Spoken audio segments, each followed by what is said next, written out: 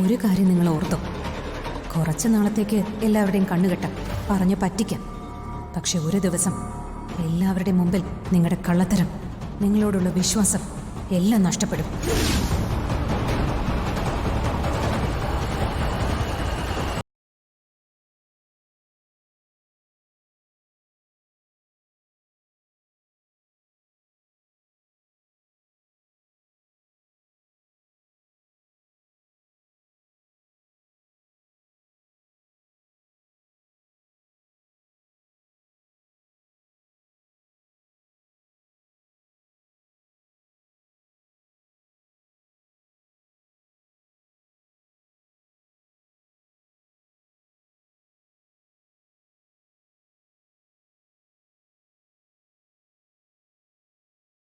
ആ സാഹചര്യമല്ല ഇപ്പൊ ഉള്ളത്.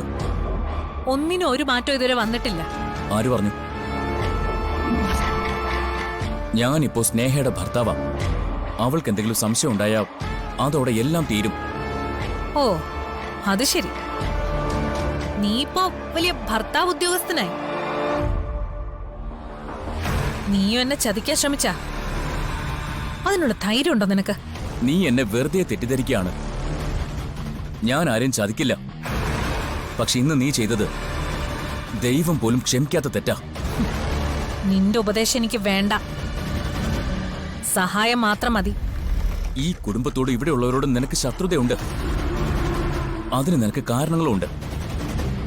പക്ഷെ ആ കുഞ്ഞുങ്ങൾ എന്തു പിഴച്ചു? നീ എനിക്ക് വേണ്ടിയാണോ ഇവിടെയുള്ളവർക്ക് വേണ്ടിയാണോ സംസാരിക്കുന്നത്? കല്യാണം കഴിച്ച ഉടനെ നീ പുണ്യാളനായിപ്പോയോ? എനിക്ക് നിന്നോട് നേരിട്ട് സംസാരിക്കണം. നീ ഇപ്പൊ തന്നെ എന്റെ മുറിയിലേക്ക് വരണം. ഇപ്പൊ വരാൻ പറ്റില്ല. സ്നേഹ ഇവിടെ ഉണ്ട്.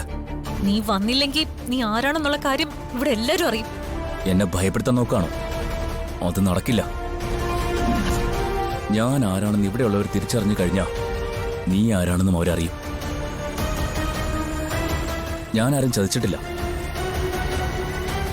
പക്ഷെ ഇനിയെങ്കിലും എനിക്കൊരു മനുഷ്യനായി ജീവിച്ചാൽ കൊള്ളാമെന്നുണ്ട്. എന്നെ വിട്ടേക്ക്.